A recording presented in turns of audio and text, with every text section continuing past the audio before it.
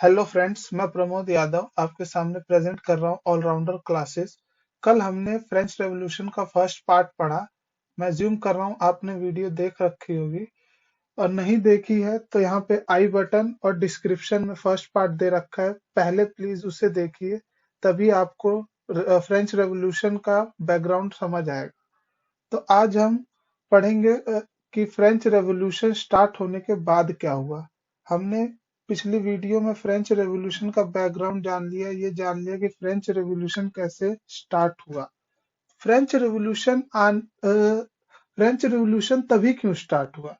French revolution start होने का कारण यह है कि फर्स्ट टाइम जो है कॉमन पीपल को ये पता चला कि हमें कोई भी हक जो है वो डायरेक्ट एक्शन से मिलेगा। फिर आर्मी जो थी, जिसको नेशनल गार्ड बोलते हैं, वो भी कॉमन पीपल के साथ हो गई थी। तो आज हम नेशनल असेंबली के बारे में पढ़ते हैं। नेशनल असेंबली क्या है? नेशनल असेंबली, जब लोग वर्सेल में किंग से मिलने गए थे, ये है वर्सेल, ये, और ये नेशनल असेंबली है। तो जब लोग मिलने गए थे वर्सेल में, तो किंग ने जब गेट बंद कर दिया था, तो लोग एक उसके पास में टेनिस कोर्ट है वहां पे इकट्ठा हो गए थे, और उन लोगों ने अपने आप को नेशनल रिप्रेजेंटेटिव बताया और बोला कि हम अब एक ड्राफ्ट करेंगे कॉन्स्टिट्यूशन फ्रांस के लिए, और लिमिट करेंगे पावर किसकी? मोनार्की। मोनार्की माने ये लोग किंग और उनकी पावर को लिमिट करना चाहते थे एक हद तक, इसके आगे वो लोग कुछ कर ना सके।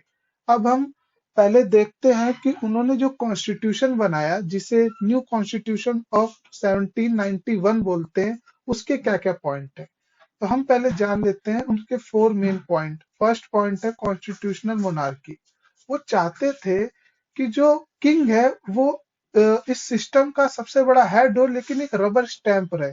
रबर स्टैंप माने कि वो हेड तो रहे, लेकिन रियल में उसके हाथ में कोई पावर ना हो, जैसे कि हमारे देश में प्रेसिडेंट के हाथ में रियल पावर पीएम के हाथ में, लेकिन उनको एक सबसे बड़ा हेड बना रखा है एज अ सिंबल, बस एक स्टैचू की तरह। तो ऐसे ही ये एक रबर स्टैंप बनाना चाहते थे। मोनार्की उसे बोलते हैं। रिपब्लिक क्या होता है? पहले मोनार्की और रिपब्लिक के बीच में फर्क जान लेते हैं।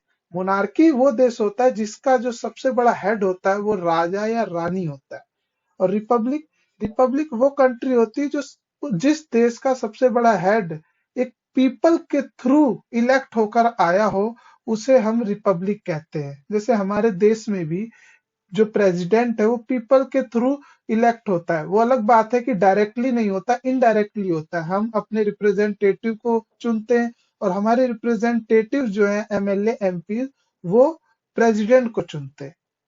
तो ये पॉइंट क्लियर हो गया। अब हम जानते हैं कि law of clergy, law of clergy में ये था कि अब कोई भी जो ये असेंबली है, ये असेंबली तय करेगी कि कौन जो है क्लर्जी के अंदर आएगा, कौन चर्च में पादरी बनेगा, कौन नहीं बनेगा। अब ये असेंबली तय करेगी। फिर इन्होंने human and civil right declaration किए कि क्या चीजें ह्यूमन के लिए जरूरी है, उनके सिविल राइट क्या क्या होने चाहिए, ये सब बताए। और फिर इकोनॉमिक रिफॉर्म किए। इकोनॉमिक रिफॉर्म, क्योंकि आपको पता है कि ये सब प्रॉब्लम क्यों आई, ये सब इकोनॉमिक रिफॉर्म की वजह से ही आई। अगर इकोनॉमिक रिफॉर्म नहीं होता तो शायद ये रेवोल्यूशन नहीं आता। तो इकोनॉमिक रिफॉर्म भी किए। अब इस असेंबली में हम जान लेते हैं कि इसमें इलेक्शन कैसे होते हैं। तो असेंबली में इलेक्शन जो होंगे वो इनडायरेक्टली होंगे, डायरेक्टली नहीं, इनडायरेक्टली होंगे। और इसमें वोट सिर्फ वही दे पाएगा कि जो 25 साल से ऊपर होगा। जो 25 साल से ऊपर होगा वही वोट दे सकता है। और उसमें भी जो अपने 3 दिन की लेबर वेज, जो मतलब कोई भी वेज कमाता हो 3 दिन की, वो अगर एज अ टैक्स भरता हो तो उसे हम एक्टिव सिटीजन बोलेंगे। और जो नहीं भरते उनको हम पैसिव स्टेटस दे देंगे कि आप लोग को वोट देने का कोई अधिकार नहीं है। इन्होंने और इलेक्शन करने के लिए सिंबल्स बनाए, पॉलिटिकल सिंबल्स, क्योंकि वहां पे मैक्सिमम 80 टू 90% लोग जो थे अनएजुकेटेड थे। आज भी लोगों को उनके हक के बारे में बताया कि राइट टू लाइफ क्या होता है, फ्रीडम ऑफ स्पीच क्या होती है, फ्रीडम ऑफ ओपिनियन क्या होता है, इक्वालिटी बिफोर लॉ क्या होता है, इन चीजों के बारे में बताया। अब हम जान लेते हैं फेलियर्स के बारे में। इस कॉन्स्टिट्यूशन के क्या क्या फेलियर थे कि इसको फिर हटा दिया गया।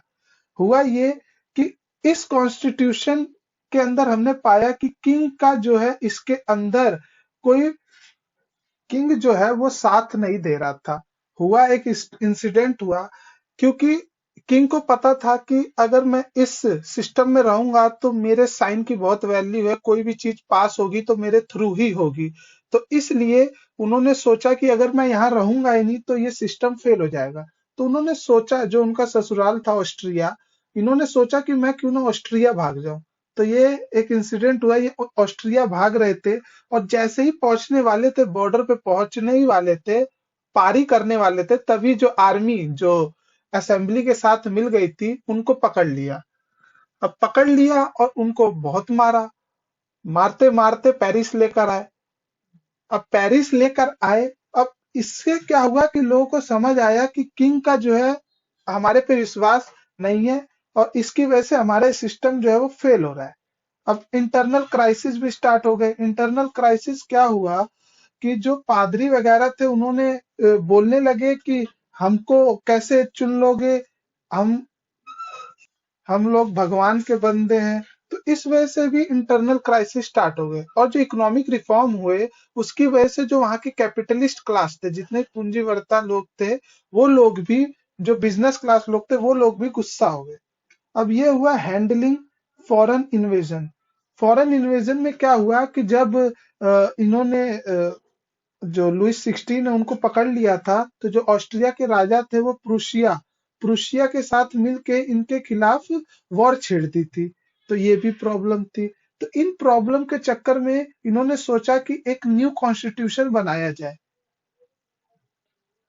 इसके बाद आता है कॉन्स्टिट्यूशन जो कि नेशनल कन्वेंशन ने बनाया 1792 से 95। अब हुआ क्या कि इसके अंदर जो पहले मोनार्की का स्टेटस दे रखा था, अब रिपब्लिक का दे दिया। कि अब जो इसका हेड होगा उसको एक इलेक्ट करेंगे लोग। और फिर जो पहले क्या था कि क्लर्जी जो है, क्लर्जी को असेंबली चुनेगी, वो हटा के रिलीजन ऑफ रीजन कर दिया, माने सेक्युलरिज्म दे दिया। फर्स्ट टाइम सेक्युलरिज्म आया कि जिसको कोई भी धर्म का मानना है वो मान सकता है, सब लोग बराबर है, ये सब का कॉन्सेप्ट वहां पे आ गया। और उसके बाद ये जो बहुत ही बड़ा डिमेरिट है इस कॉन्स्टिट्यूशन का, कि इन्होंने जो है लोगों के सोशल और कल्चर अफेयर्स में इंटरफेयर करना स्टार्ट किया। इन लोगों ने ड्रेस कोड बता दिए कि आप लोग अब से यही पहनोगे, इसके अलावा नहीं पहन सकते। आप अगर मेल हो तो आप ये पहनोगे, अगर आप फीमेल हो तो आप यही पहनोगे। तो ये भी प्रॉब्लम हुई। और फिर इकोनॉमिक रिफॉर्म। इकोनॉमिक रिफॉर्म जो था इनका कम्युनिस्ट टाइप था। कम्युनिस्ट टाइप मतलब समझ रहे हैं? कम्युनिस्ट वो चीज होती है कि जो हर एक चीज गवर्नमेंट के अंडर में होती है। जैसे कि चाइना, चाइना एक कम्युनिस्ट कंट्री है। चाइना में कोई भी चीज जो है वो गवर्नमेंट के बाहर नहीं है, हर एक चीज गवर्नमेंट के अंडर में है। तो इन्होंने जो भी इकोनॉमिक रिफॉर्म किए वो कम्युनिस्ट टाइप में किए। अब इसके बाद जब ये फेल हो गया, क्योंकि ये भी फेल हो गया, और जब ये फेल हो गया तो इसके बाद आए जैकोबिन क्लब। जैकोबिन क्लब जो है वो गवर्नमेंट में आया और इनके जो उस समय जो हेड बने वो बने रॉबेस्पायर। ये बहुत ही एग्रेसिव थे। इनके समय ही रेन रेन ऑफ टेरर आया। मतलब कि कोई भी इनके खिलाफ होता था ये उसको तुरंत मरवा देते थे। इन्होंने एक पॉलिसी अपनाई थी, पॉलिसी ऑफ सेवरे। इसके अंदर ये कंट्रोल करते थे और पनिश करते थे कोई भी जो इनके खिलाफ हो, कोई भी जो एक्स नोबल हो, नोबल हो गया, क्लर्जी हो गया, या जिसके पास प्रॉपर्टी मेंबर है, जो इनके मेथड से खिलाफ रखता था, इनके खिलाफ बोलता था, ये उसको एग्जीक्यूट करा देते थे, मरवा देते थे। यहाँ तक कि इन्होंने किंग और क्वीन को भी मरवा दिया। लेकिन इन्होंने कुछ अच्छी भी चीजें करी, जैसे कि इन्होंने ही स्लेवरी को फर्स्ट टाइम खत्म किया। क्योंकि ये खुद एक स्लेवरी परिवार से ही आते थे, ये खुद एक गुलाम वंश के ही थे, तो इसलिए इन्होंने जो है स्लेवरी को खत्म करा दिया। और इन्होंने जो भी काम किए वो कम्युनिस्ट प्रिंसिपल्स पे किए। मतलब कि सब कुछ लोगों को मीट ब्रेड सब कुछ बांटा, क्योंकि आपको पता है फूड क्राइसिस तो आ रखी थी, तो इन्होंने ये सब चीजें बांटी। और लेकिन इन्होंने वुमेन राइट को सप्रेस किया। इनका मानना ये था कि वुमेन सिर्फ माँ बनने लायक है, वो माँ बन के ही कोई काम कर सकती, इसके अलावा उसका कोई काम नहीं है।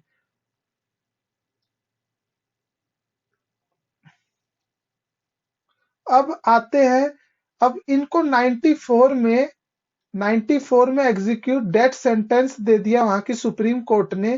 एक ग्यूलोटाइन वहां की सेंटेंस होती है, देख रहे हैं आप, यहाँ पे गर्दन रखी जाती थी और ऊपर से एक ब्लेड टाइप चीज गिरती है जिससे कि गर्दन अलग हो जाती है। तो ये चीज का पनिशमेंट दिया गया। इसके बाद दोबारा से आए गिरोडिन्स।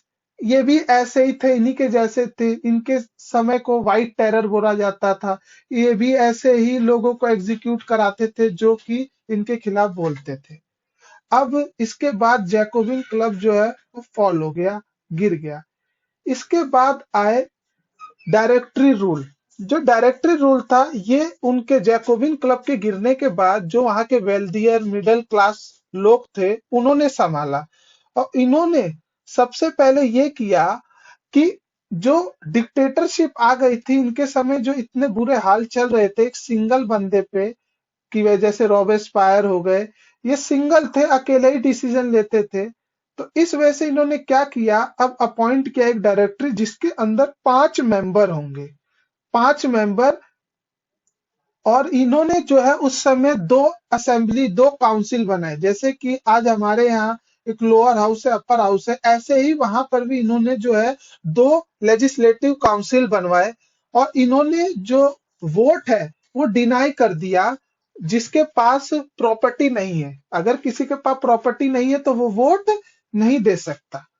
इसकी वजह से काफी जो है वो इंस्टेबिलिटी आ गई, पॉलिटिकल कॉज आ गया इसलिए। और दोबारा से जो है मिलिट्री डिक्टेटरशिप स्टार्ट हो गया। और इसका रिजल्ट ये हुआ कि वहां पे नेपोलियन राइज कर गए। नेपोलियन के राइज होने का वजह ही यही था। अब हम अगली वीडियो देखेंगे नेपोलियन के बारे में, इनके पूरे ब्रीफ हिस्ट्री जानेंगे और इनके बारे में जानेंगे, इनके वॉर के बारे में जानेंगे, इनके क्या क्या एडमिनिस्ट्रेशन में क्या क्या हुआ वो सब जानेंगे। तो प्लीज शेयर करिए, सब्सक्राइब करिए, लाइक करिए। Thank you.